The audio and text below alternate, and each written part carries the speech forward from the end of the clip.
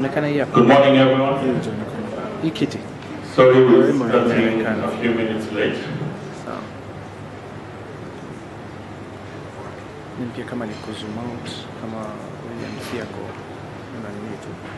Welcome to Kenya IGF 2016, Nairobi. I'd like to welcome our guests today. Let me kick off with Kyalo, the Principal Secretary for Innovation, Ministry of ICT, Kenya. Next to him is Jaco Toit. I'm always asked Jaco if it's a Y, why do we have a J? So he'll tell me later. Jaco is the Senior Advisor for UNESCO. Next to Jaco is Alice Munya. Alice, together with Victor, actually, they're the founders of KICTANET. So we are honored to have them here. And last is the co-convenor for KICTANET, Githaiga. Welcome, everyone. Just a quick one, just a very quick brief on what the IGF is, just in case one or two of us are here for the first time. So the Internet Governance Forum is a multi-stakeholder forum for policy dialogue on issues of Internet governance. It brings together all stakeholders in the Internet governance debate, whether they represent governments, the private sector, or civil society, including the technical and academic community, on an equal basis and through an open and inclusive process. And I can actually say today, we are actually very widely represented across these spectrums. So the establishment of the IGF was formally announced by the United Nations Secretary General in July 2006. It was first convened in October to November 2006 and has held an annual meeting since then. So we have a global IGF every year, and then we have country-specific IGFs and regional-specific IGFs. So welcome all, and I wish us an interesting and vibrant discussion today. Without further ado, I would like to invite Victor Kyalo to say a few words. Victor.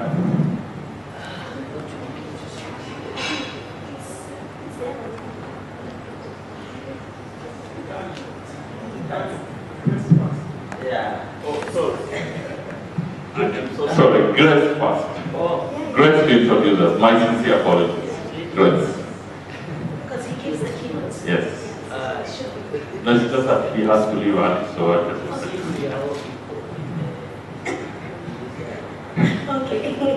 Yeah, but even as we talk of multi-stakeholderism, you know, everybody, you have different roles and responsibilities.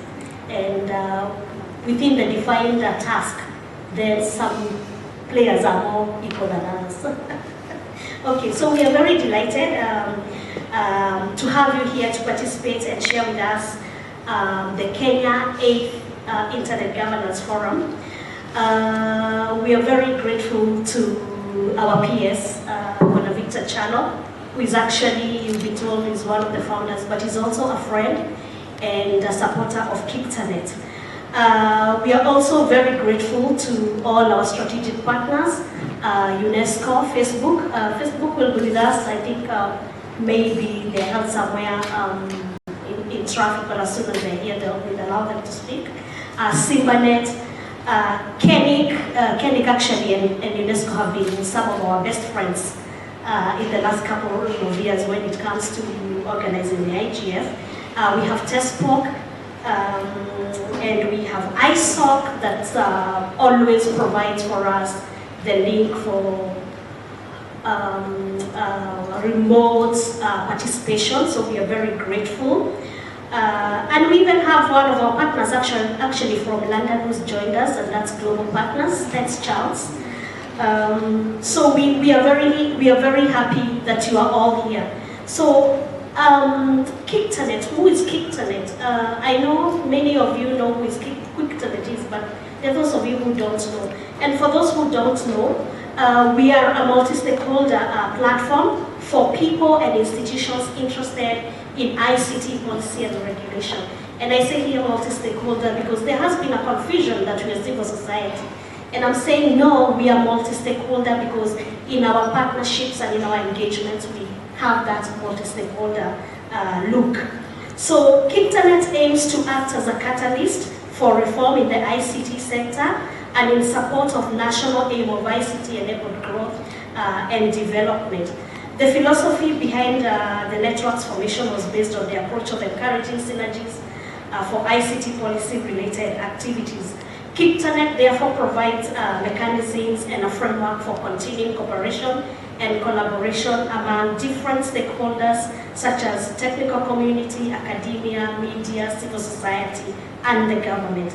The network has made significant differences on the national ICT landscape by successfully championing and supporting improvements in the text and language of various policies and legislations. So I just want to say something about today's program. If you look at today's program, you will see that we will be dealing a lot with emerging issues. Emerging issues such as blockchain technology, internet and elections. We've started seeing a pattern where we are experiencing shutdowns whenever there are elections in different countries. There's also the issue of OTTs, and should they be regulated? If they are going to be regulated, is it possible, and how is that going to be done? So we look forward into these emerging technologies, and they are actually coming up at a time when the IGF has just been renewed and given mandate for another 10 years. Last year in December, the IGF was 10 years, and it was given by the UN another 10 years. So it's very exciting that the first year of renewal, the 10th year, we are seeing very different and very, issues that are going to actually probably challenge the way we do things. So I look forward to a very fruitful discussion. I am sure it's going to be a learning process to most of us. I am also looking forward to the exciting debates, and really glad that you've honored this invite and you're here to discuss and support the debates. So asanteni sana. Thank you, Grace. Much appreciated. I'd like to now invite Jaco to say a few words. Thank you very much, Ali, for being here with you, and it's a big pleasure for UNESCO to be part of this important event that is the IGF Forum, the IGF Kenya, with a theme on enabling inclusive and sustainable growth. As you might know, that UNESCO has been at the forefront of reflection on ICTs and its impact on society.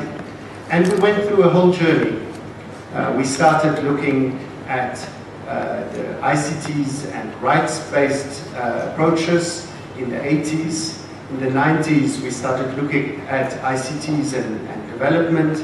And I think since 2000, it is quite clear that one of the most important elements is to get all stakeholders on board. And this is why this forum is so important. We try to get civil society organizations, government organizations, the private sector and other stakeholders on board in order to look at these emerging issues and together look at what can we do to actually make a positive impact, because all of us do believe in a positive impact of ICT in our societies. The UNESCO also has been highlighting through the WISES process very much the concept of knowledge societies, and Kenya also within its Vision 2030 aspire to be a knowledge economy.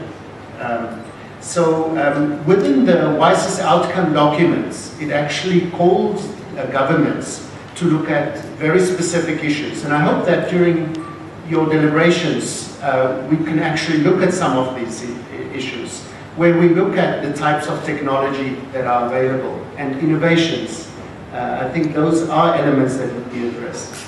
The ways in which they are being used in societies, are the bitcoins really relevant to the Kenyan context or not?